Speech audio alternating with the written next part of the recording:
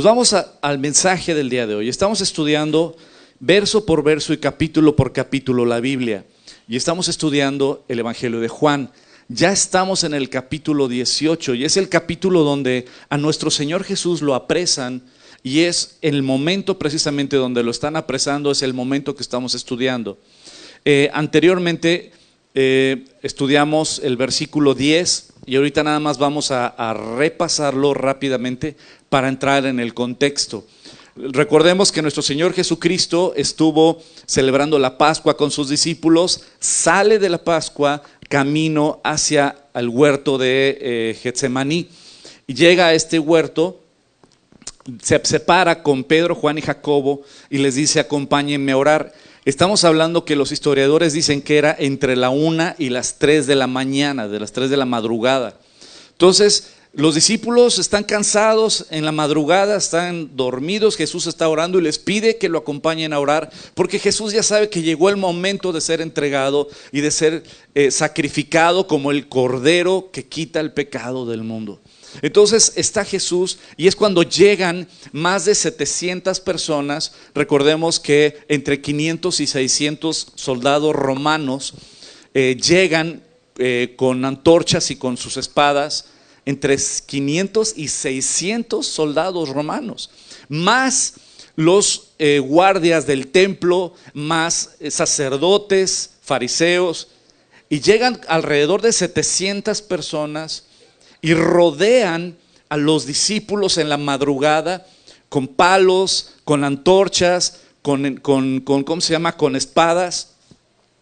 Y entonces los discípulos empiezan a tener miedo. Pues imagínate, en la madrugada te rodean más de 700 hombres armados gritando y tienen miedo. Entonces Jesucristo sale al encuentro, como lo vimos en Juan, y se para enfrente y los enfrenta y dice: ¿a quién están buscando? Como queriéndoles decir: ubíquense a quién buscan, porque a ellos no los están buscando, me están buscando a mí. Buscamos a Jesús Nazareno. Y Jesús dice: yo soy. Y en eso caen todos a tierra. Y vuelve a preguntar Jesús: ¿a quién están buscando? Y ellos dicen: pues a Jesús Nazareno. Y Jesús les vuelve a decir: yo soy, dejen ir a ellos. Ellos no son, a mí es al que me están buscando. Y entonces se acercan y apresan a nuestro Señor Jesús. Y entonces Pedro saca la espada y le corta la oreja a Malco. Y es cuando Jesús detiene a Pedro y le dice: Pedro, guarda tu espada, no necesito que me defiendas. Pedro, si yo quisiera, le puedo pedir a mi Padre 12 legiones de ángeles. Hicimos la cuenta la vez pasada, ¿no? De 12 legiones de ángeles, y era aproximadamente, ¿cuántos? ¿Se acuerdan? Mira, si se acuerdan, qué bueno. Más de 60,000, mínimo 60,000 ángeles. Yo le podría pedir a mi Padre más de 12 legiones de ángeles y mi Padre los enviaría. Es decir, le está diciendo: Pedro, no necesito que me defiendas. Y eso lo vimos el domingo pasado, precisamente, que a veces uno quiere ayudarle a Dios. Dios está sentado en su trono, Dios es el Todopoderoso, Dios no me necesita, Dios no te necesita, Dios tiene todo poder y todo control y toda autoridad. Él no nos necesita. Y es lo que Jesús le está diciendo a Pedro: Pedro, todo esto tiene que acontecer y tienes que confiar que todo lo que viene, que es horrible, es para bien de todos. Porque Jesús se los dijo muchas veces: es necesario que vayamos a Jerusalén y que yo sea apresado, que sea torturado y asesinado, pero al tercer día voy a resucitar. Recuerda mis promesas, es necesario. Y vamos a Juan 18, versículo 10. Juan 18, versículo 10, dice: entonces Simón Pedro, que tenía una espada, la desenvainó e hirió al siervo del sumo sacerdote y le cortó la oreja derecha. Y el siervo se llamaba Malco. Jesús entonces dijo a Pedro: mete tu espada en la vaina. La copa que el Padre me ha dado no la he de beber. Y esto ya lo vimos anteriormente también. Si quieres encontrar una interpretación de la Biblia, la única que puede interpretar a la Biblia es la Biblia. Si quieres encontrar un significado de un simbolismo, no lo vas a encontrar en el libro del pastor fulanito de tal. No lo vas a encontrar en la prédica del apóstol fulanito de tal. No. Vas a encontrar los resultados, las respuestas dentro de la Biblia. Y cuando Jesús está diciendo, la copa que el Padre me ha dado, no la he de beber. Ya estudiamos anteriormente y como repaso, qué importante es entender a qué copa se refiere. Y esta copa a la que se refiere es la misma copa de la cual habla Apocalipsis. Y en el libro de Apocalipsis habla que cuando son derramadas las copas de la ira de Dios, es para castigar el pecado del mundo. Y esto es muy importante. Dios va a castigar el pecado del mundo sí o sí. Lo va a castigar. Y va a ser un juicio justo. Dios puso leyes. Y esas leyes va a castigar a todo aquel que no quiera obedecer las leyes o que haya roto las leyes de Dios. Porque el mismo que dijo no matarás, también dijo no mentirás. Y aquí cuando empiezas a ver la ley de Dios, te das cuenta de que todos estamos consumidos.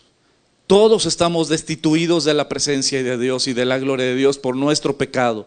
Todos hemos pecado. El que está a un lado tuyo es igual de pecador que tú. El que está atrás es igual de pecador que tú. Y el que está adelante y el que está con el micrófono es igual de pecador que tú. Todos estamos en la misma canasta. No hay uno mejor que otro. Y cuando te cae el 20 de eso, eso te da ¿qué? Humildad. ¿Por qué? Porque entre religiones, aún entre denominaciones, muchas veces se ponen estrellitas o se ilustran sus estrellitas como que quién es más espiritual. ¿Comes comida kosher? No, ya estás a otro nivel, ¿no? Yo como comida kosher. Ay, sí, no. Entonces, literalmente, a veces entre seres humanos nos lustramos nuestras medallitas y decimos, pues yo no hago esto, mira, ay, qué pecador es hermano, no ha entendido todavía. Y nos estamos comparando entre nosotros y es una tontería, porque no hemos entendido que todos estamos en la misma canasta, que todos necesitamos el perdón y la gracia y la misericordia de Dios. Todos. No existen grandes hombres de Dios. No existen grandes varones de Dios. No existen. Todos somos el vil depósito de la misericordia y de la paciencia y del amor de Dios. Él es el que se lleva las palmas. Él es el bueno. Él es el fiel. Y cuando te cae el 20 de que por mi pecado Dios sería justo de consumirme y destruirme, sería justo, porque yo soy pecador. Porque todos los que estamos aquí hemos mentido alguna vez, y no una, muchas seguramente. Dile que no estoy, ¿no? Si alguien de aquí dice yo nunca he pecado, ya está mintiendo. ¿Alguna vez dijiste, te dijo tu mamá o tu papá, bueno, tu mamá seguramente dijo, ¿qué te dejaron de tarea? Nada. ¿O nada más fui yo? ¿Sabes? Todos hemos pecado. Todos hemos pecado, todos hemos fallado. Y todos hemos robado. Y no, yo nunca he robado nada. ¿No le has robado el cambio a tus papás alguna vez? ¿Y cómo se le dice al que roba? Ratero. Entonces ya somos mentirosos y rateros ahorita nada más con 2. No, pero bueno, pero eso es nada más era un cambio. Bueno, te lo voy a hablar ahorita como adultos. Tú trabajas en alguna empresa y en tu empresa, en tu momento de trabajo, en tu tiempo de trabajo, ¿has checado tus redes sociales? ¿Sabes qué? Le estás robando a la empresa porque la empresa te paga para que trabajes, no para que cheques tus redes sociales. ¿Te has salido antes de tu hora de trabajo? Le estás robando a la empresa el tiempo que te paga. Y puedo seguir y seguir y seguir. Dice la palabra de Dios, el mismo Jesucristo en Mateo capítulo 5. Dice la palabra, dice la ley. Ustedes escucharon, no adulterarás. Pero yo os digo que cualquiera que mira a una mujer o a un hombre, las mujeres, para codiciarlo o para codiciarla, ya adulteró con ella en su corazón. A ustedes les dijeron ojo por ojo 24, no, es cierto. Ojo por ojo, no tampoco. Ojo por ojo, pero yo les digo, no, ya me estaban dando el resultado, gracias. Pero yo les digo que cualquiera que no perdone a su hermano será culpable de juicio. Amarás a tus enemigos y orarás por tus perseguidores. Y cuando Jesucristo en el Sermón del Monte nos empieza a explicar la ley de Dios, a todos nos pone en la misma canasta. Todos estamos condenados. Y es ahí cuando te cae la ley de Dios. Y como dice el apóstol Pablo, la ley, la Torá es buena. La Torá es buena, la Torá es santa. Y cuando te cae la Torá, cuando te cae la ley de Dios, tienes que correr hacia un lugar. Porque solo hay un lugar donde hay perdón. Porque solo hay un lugar donde hay salvación. Y eso es en el Hijo de Dios. Cuando viene la ley, me empuja y me hace correr hacia la cruz, porque solo en la cruz hay perdón de mis pecados. Solo en la cruz hay perdón para mí. Por eso cuando habla Jesús de que esta copa no la he de beber, ¿a qué copa se refiere? A la ira de Dios castigando el pecado. Y Jesucristo lo que está haciendo es, en vez de que el castigo de Dios caiga sobre nosotros, Jesucristo se pone en medio y Él recibe mi castigo y Él recibe el castigo que iba sobre ti. ¿Has mentido? ¿Le has sido infiel a tu esposo? ¿Le has sido infiel a tu esposa? Entonces ese castigo que iba sobre ti, Jesucristo lo recibe en Él. Por eso Jesús fue a la cruz, para cargar todo tu pecado, todas nuestras porquerías, nuestra rebeldía, nuestra indiferencia. Todo lo cargó Jesús en la cruz por amor a ti, para salvarte, para perdonarte, para limpiarte. Y es Jesús lo que le está diciendo a Pedro: Pedro, es necesario que yo tome esta copa. Es necesario, porque si yo no muero, ustedes no tienen salvación. Porque no hay otro medio, no hay otra manera en la cual tú y yo podamos ser salvos. Solo por el sacrificio del único Hijo de Dios podemos tú y yo tener vida eterna. Versículo 12, Juan 18, versículo 12. Entonces la compañía de soldados y el tribuno y los alguaciles de los judíos prendieron a Jesús y le ataron. Y esta parte me da tristeza y me da ternura al mismo tiempo. Están atando al creador del universo. Cuando estudias las escrituras te vas a dar cuenta que Jesús no era un buen hombre, Jesús no era un gran líder, Jesús no era un maestro. Jesús es el creador de los cielos y de la tierra. La Biblia lo enseña así.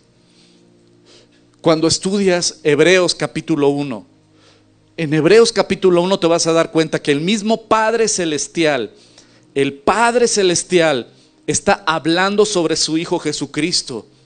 Y el Padre Celestial se refiere a su Hijo como Dios, como Teos. Y el Padre Celestial se refiere a su Hijo como: y tú, oh Señor,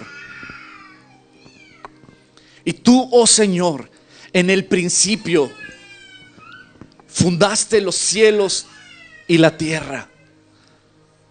Y los cielos son obra de tus manos. El mismo Padre está refiriéndose a Jesucristo, a su Hijo, como el creador de los cielos y de la tierra. Hebreos capítulo 1. Y luego si estudias Juan capítulo 1:1, dice: en el principio era el Verbo, y el Verbo era con Dios, y el Verbo era Dios. Juan se refiere a Jesucristo como el Logos. La palabra verbo es la palabra Logos, pero la traducción también de Logos es palabra. Se traduce como verbo o también se puede traducir como palabra. Entonces también puede decir: en el principio era la palabra, y la palabra estaba con Dios, y la palabra era Dios, refiriéndose a Jesucristo como la palabra. Y si te vas a Génesis 1:1, y si te vas a todo el capítulo 1 de Génesis, Dios creó todo a través de ¿qué? De su palabra. ¿Y quién es la palabra de Dios? El Verbo encarnado, Jesucristo. Y vemos que Jesús es el creador de los cielos y de la tierra.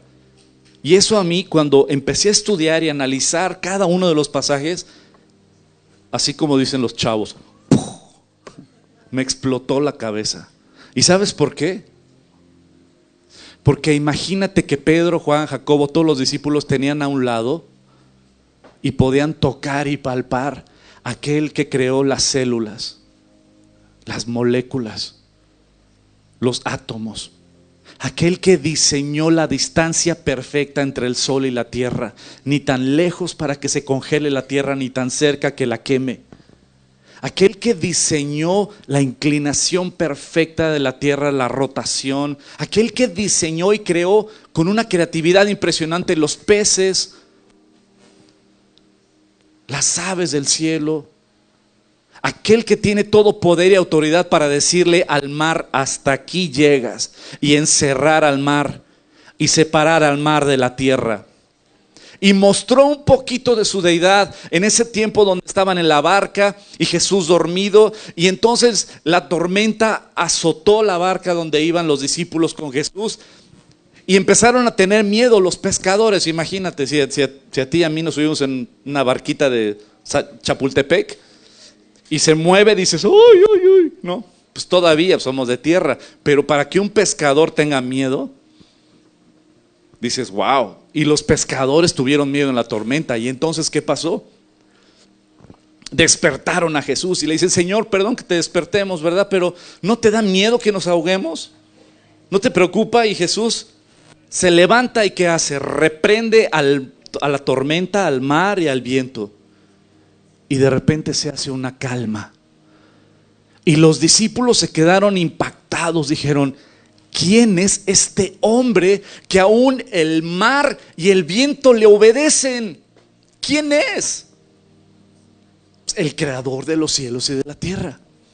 Pero ahora, si entiendes quién es Jesús, ahora si Él es el creador del hombre, del ser humano, el creador de las galaxias, de las estrellas, y ese creador todopoderoso se hizo hombre para salvar a la humanidad, ese Dios todopoderoso se está dejando atar por su creación. ¿Quién puede atar al que hizo los cielos y la tierra? ¿Quién puede atar al creador del universo? ¿Quién lo puede atar? Tan solo dijo, yo soy, y cayeron los soldados, tan solo con su palabra. ¿Quién puede atar? Y Jesús, el creador del universo, se está dejando atar por su creación. Dicho sea de paso, de repente he escuchado algunas cosas que digo, Dios mío, ¿quién puede atar o desatar al Espíritu Santo? Ridículo. ¿Quién puede atar o desatar al Espíritu Santo? Ridículo. Él es Dios todopoderoso, omnisciente. ¿Y quiénes somos los hombres tan soberbios que nos creemos? Él es Dios, el todopoderoso, y nadie lo puede atar. Jesucristo se está sujetando a su creación con un propósito: dar la vida por ti y por mí en esa cruz. Y aquí dice Jesús, le ataron y le llevaron primeramente a Anás, porque era el suegro de Caifás, que era sumo sacerdote aquel año. Y este es el tema de hoy. ¿Por qué? Porque cuando analizas quién es Anás, quién es Caifás, qué es lo que quiero que platiquemos, da mucha tristeza y también es una advertencia para ti y para mí. Anás era el suegro de Caifás. En aquella época Caifás era el sumo sacerdote. ¿Quién es un sumo sacerdote? Un sumo sacerdote desde el Antiguo Testamento era aquel que era un intercesor entre el pueblo y Dios. Era aquel que traía los pecados del pueblo y los propios ante Dios en ofrenda, una vez al año entraba en el lugar santísimo. Ese sumo sacerdote, como dice el libro de Hebreos, pues cada tiempo, por cuestión de la muerte, tenían que ir cambiando.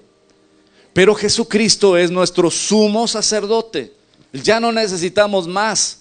Cristo es nuestro sumo sacerdote. Pero al punto que voy es, el sumo sacerdote era elegido por Dios. Y aquí Anás tuvo varios hijos y fueron también sumos sacerdotes. Quiero nada más leer algunas cosas. Anás era el poder detrás del trono de Jerusalén, como suele suceder. Aunque Caifás era el sumo sacerdote y era el que tenía el puesto, Anás era el que literalmente gobernaba política con influencia al pueblo. Él fue anteriormente sumo sacerdote. Posteriormente fue Caifás el sumo sacerdote. Pero él, aunque ya no era el sumo sacerdote de cargo, él seguía teniendo el poder, el control y la autoridad. Anás era el poder, influencia y riqueza a favor de su propia familia. Sus hijos, habían sido sumos sacerdotes también. Y era el puesto más alto en todo el pueblo de Israel. Era el puesto top religioso. No existía otro puesto más alto, ni un honor más grande. Ahora, ¿qué incluía eso? Incluía también influencia, incluía poder, incluía riqueza, mucho dinero. ¿Y se acuerdan un pasaje donde nuestro Señor Jesucristo entra en el templo y empieza a volcar las mesas de los cambistas y empieza a correr a todos con un lazo de cuerdas y dice que la casa de mi padre la han hecho cueva de ladrones, cuando la casa de mi padre es casa de oración? Y se enoja Jesús. ¿Sabes por qué? Porque los sacerdotes, Anás, Caifás y todos los demás, hacían business de el Señor y de su casa. Andaban detrás de la lana, nada más, de las ovejitas, como suele suceder. Eran sacerdotes completamente amantes del poder, amantes de la lana y amantes de su posición económica y política de influencia. Eran unos mercenarios de la fe, como suele suceder. Y literalmente ellos tenían miedo al ver que Jesús, mucha gente del pueblo lo seguía, y a escuchar sus mensajes, empezaron a tener miedo de ¿qué? De que les quitaran su posición políticamente de influencia, y que les quitaran también su posición económica, sus riquezas. Por eso decidieron matar a Jesús, porque no querían que Él creciera, no querían reconocerlo como el Mesías, pero sobre todo no querían que alguien atentara contra sus privilegios. Y estos sacerdotes se enriquecían del pueblo. Si tú o yo íbamos al templo a dejar nuestra ofrenda de un animalito, por ejemplo una oveja, y llevabas a tu oveja para ofrecerlo como sacrificio, para perdón de tus pecados, o para alabanza, o traer tu ofrenda al templo de tu animalito, los sacerdotes tenían que revisar a los animales, de que fuera un animal perfecto, sin mancha. Entonces tenía que ser lo mejor de tu ganado, se lo tenías que ofrecer a Dios. En el libro de Malaquías, Dios regaña a los sacerdotes y les dice: ustedes están aceptando que traigan aquí al altar, que el pueblo traiga sus ofrendas de lo que les sobra, porque me traen a la oveja coja, a la oveja enferma, a la oveja tuerta. Me están trayendo las sobras. De todos modos la van a matar, ¿no? Pues tráete ahí la cojita, órale, sí, llévasela al templo para el Señor. Y Dios se enoja contra el pueblo de Israel y regaña a los sacerdotes. Esto es en Malaquías, si no me equivoco es el capítulo 1 o el capítulo 2, uno de esos dos.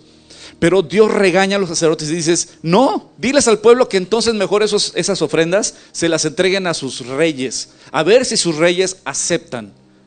que les entreguen a la oveja enferma. Y entonces, ¿qué es lo que hacen los sacerdotes? Que ya no aceptan a cualquier ofrenda para Dios. Revisan las ofrendas para que sea lo mejor para Dios.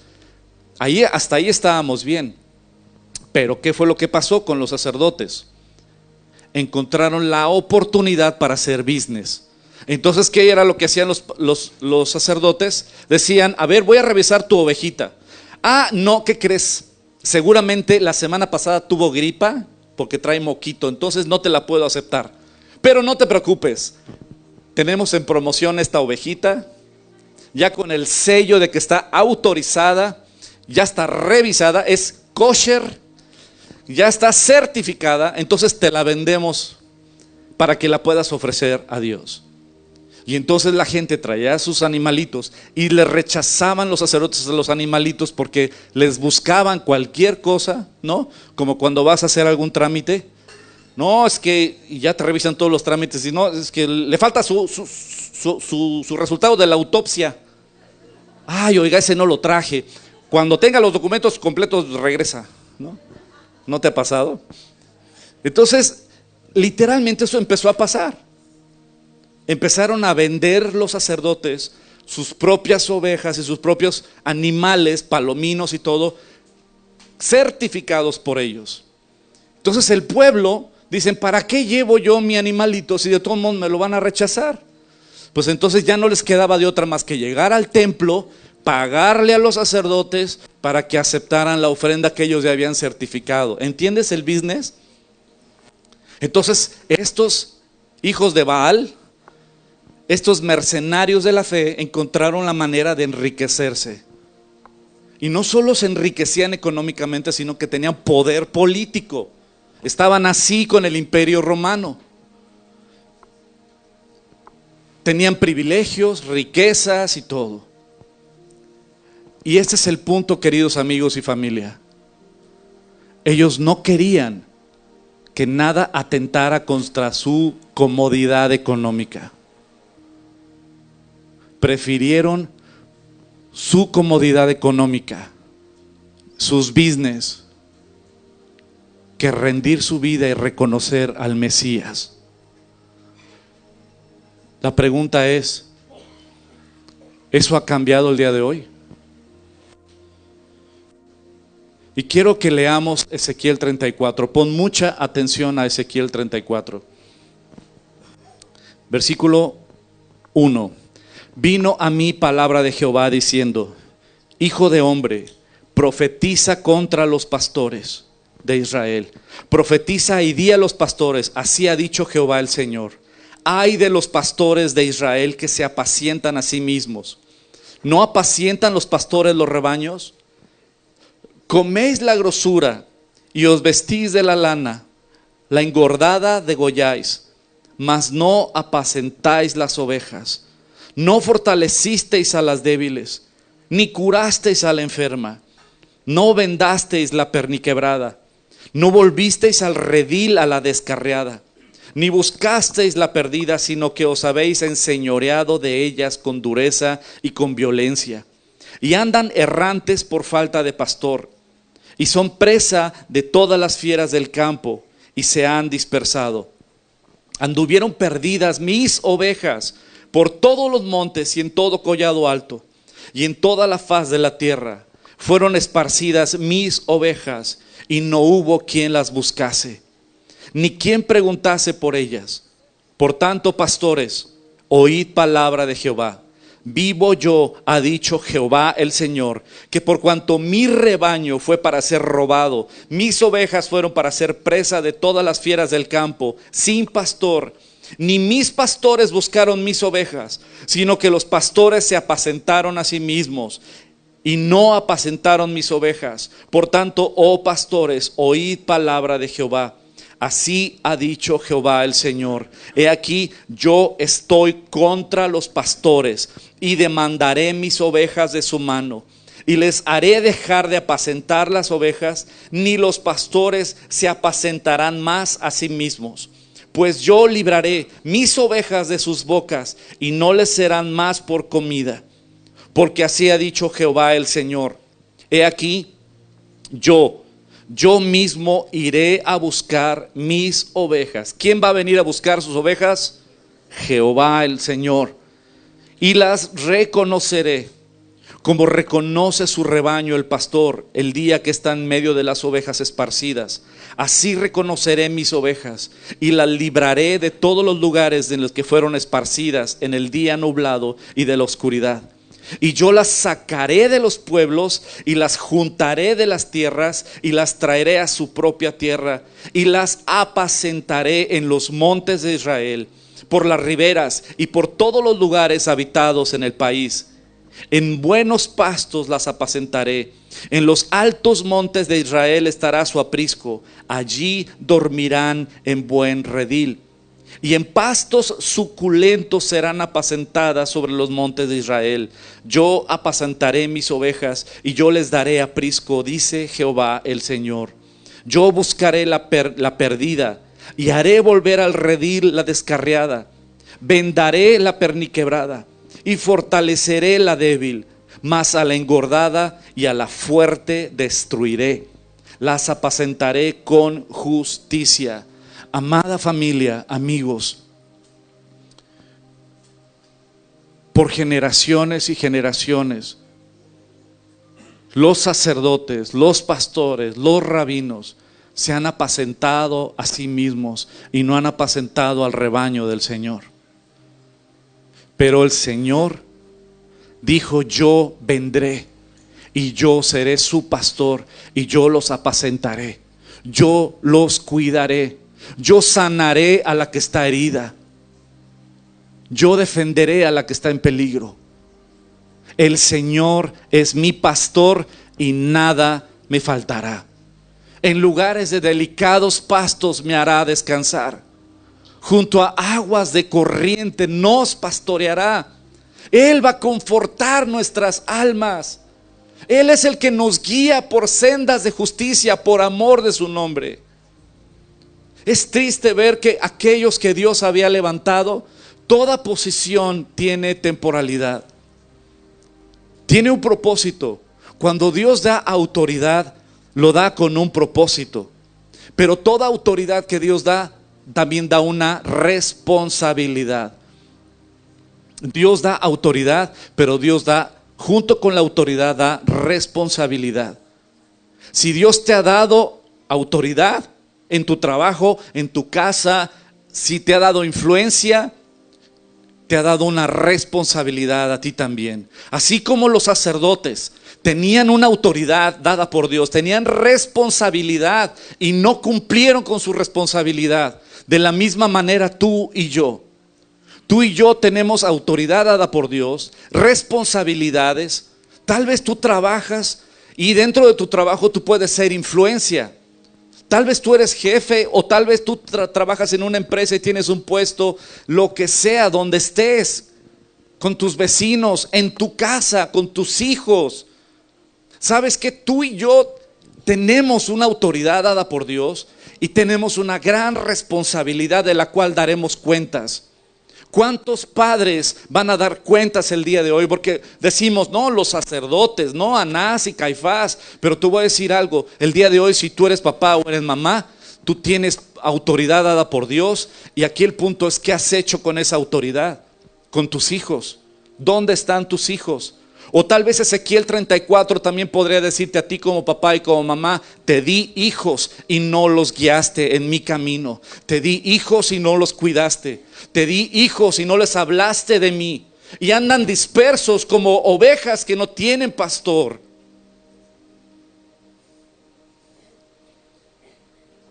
Pero la promesa de Ezequiel 34 es que dice el Señor: yo seré su pastor. Todos los cargos, toda la autoridad o el poder o el poder económico que Dios nos pueda dar es temporal. Un día se va a acabar, pero un día tú y yo vamos a rendir cuentas de eso. Y así como estaban dispersos, alejados, tenemos un Dios misericordioso y amoroso, fiel, perdonador, que Él es el buen pastor. Y dice Isaías 9, versículo 2, el pueblo que andaba en tinieblas vio gran luz. Los que moraban en tierra de sombra de muerte, luz les resplandeció sobre ellos.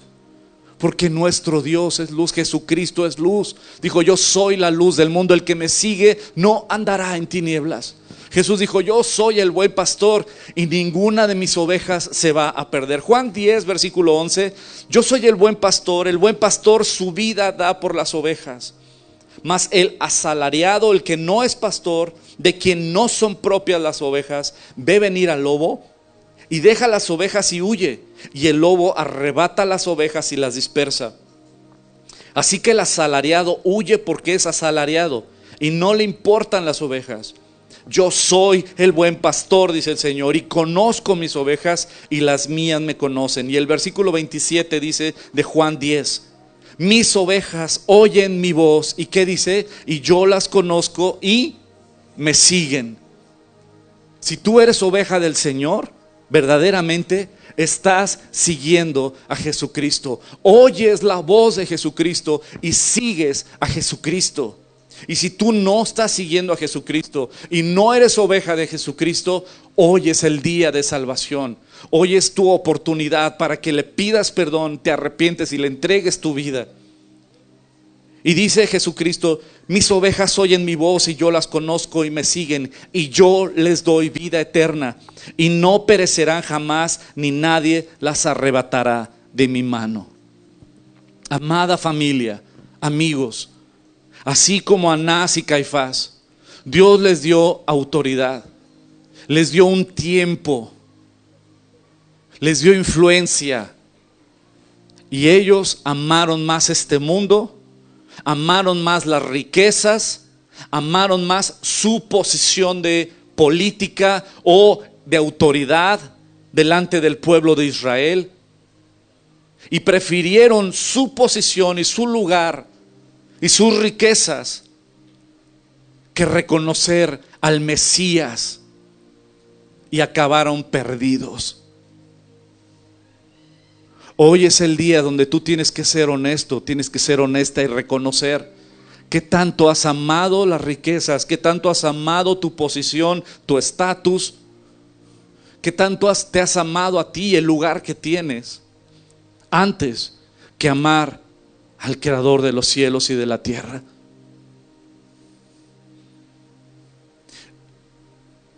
Y qué tanto tus hijos el día de hoy son como esas ovejas perdidas porque no han tenido en papá o en mamá un ejemplo a seguir.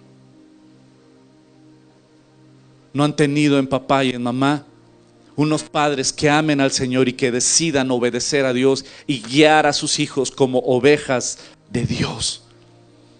Y el día de hoy los hijos andan como ovejas perdidas sin pastor. Yo te invito el día de hoy a que le clames a Dios, que si nunca le has entregado tu vida, entrégale tu vida y pídele perdón y reconcíliate con Dios hoy. Él está con los brazos abiertos. Cristo vino a morir por tus errores, por tus pecados, por tu pasado, para darte una nueva vida y darte vida eterna. El sacrificio ya fue hecho. El perdón y una nueva vida está a tu alcance. Solo tienes que decir, yo creo en ti, Señor, y venir a los pies de la cruz y decir, perdóname, perdóname. Ya sea que hayas fallado como papá o como mamá, ya sea que hayas fallado como hijo de Dios, que has amado más tu posición o el dinero, tus proyectos, tus caminos más que los caminos del Señor. Pídele perdón, clámale por perdón. Si hoy escuchas su voz, no endurezcas tu corazón. Cierra tus ojos ahí donde estás. Cierra tus ojos, inclina tu cabeza y pídele perdón a Dios. Dice el Señor que donde estén dos o más reunidos en mi nombre, ahí estaré. Y Cristo está aquí ahora.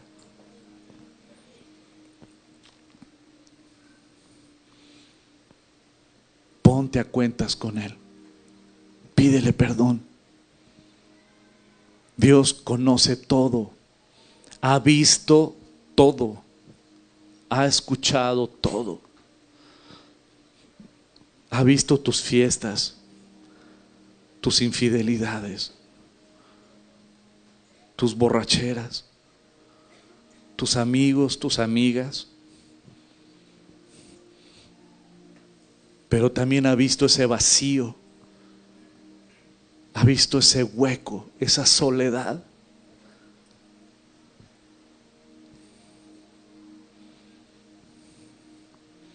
Ha visto cuánto has amado este mundo más que a Él. Y Él creó este mundo. Pídele perdón y ven a Jesús.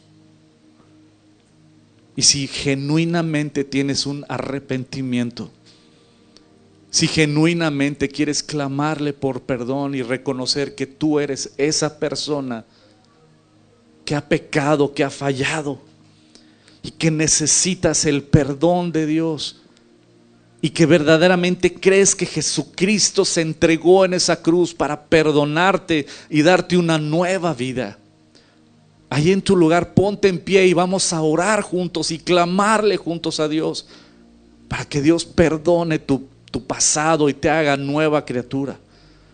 Entrégale tu vida hoy a Cristo y ponte en pie en tu lugar y dile: te entrego mi vida, Señor. Yo reconozco que soy esa persona. He fallado. Cámbiame. Te necesito. Te necesito.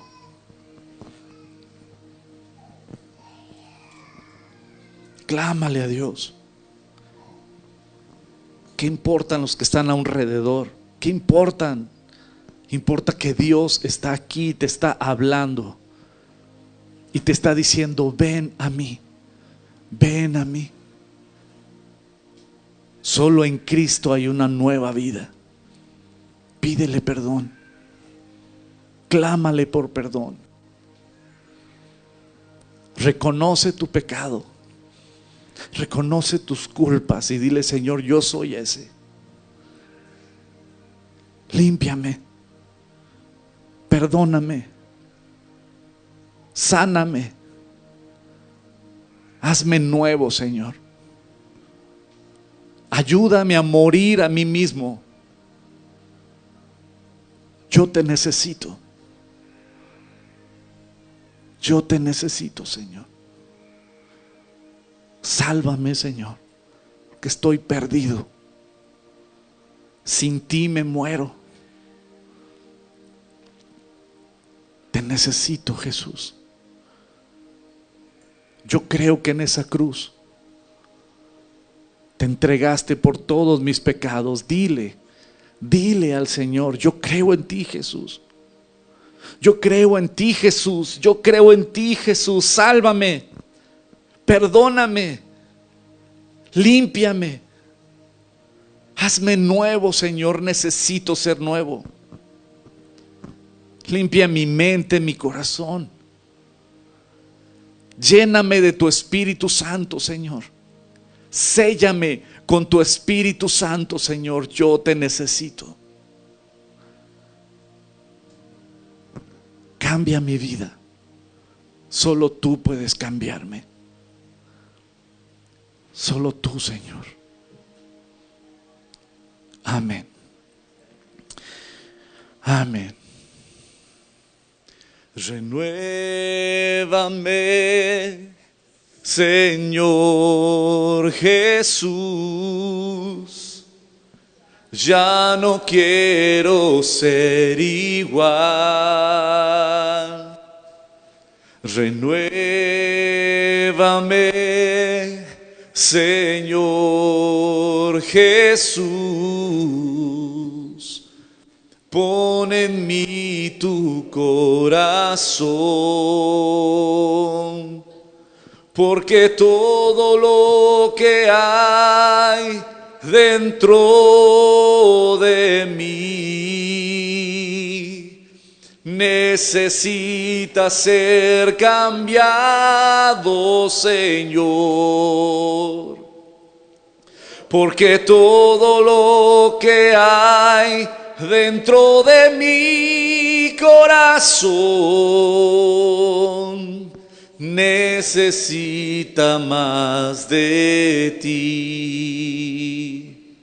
Porque todo lo que hay dentro de mí necesita ser cambiado, Señor. Porque todo lo que hay dentro de mi corazón necesita más de ti. Necesita más de ti.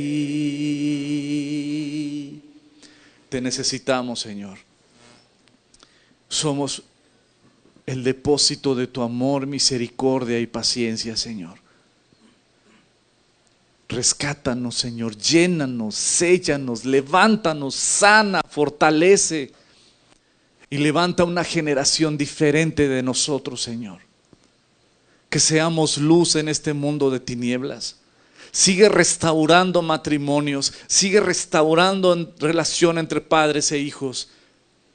Sigue haciendo milagros y prodigios entre nuestros hogares. Y levanta de nosotros una generación diferente. Hombres que te amen y te sirvan. Mujeres que te honren y te sirvan. Jóvenes que se apasionen por ti y por tu palabra y prediquen por todos lados. Señor, que seamos luz en este mundo de tinieblas. Te lo pedimos por tu Hijo Jesucristo. Amén. Amada familia, que la gracia y la misericordia de Dios sea sobre todos vosotros.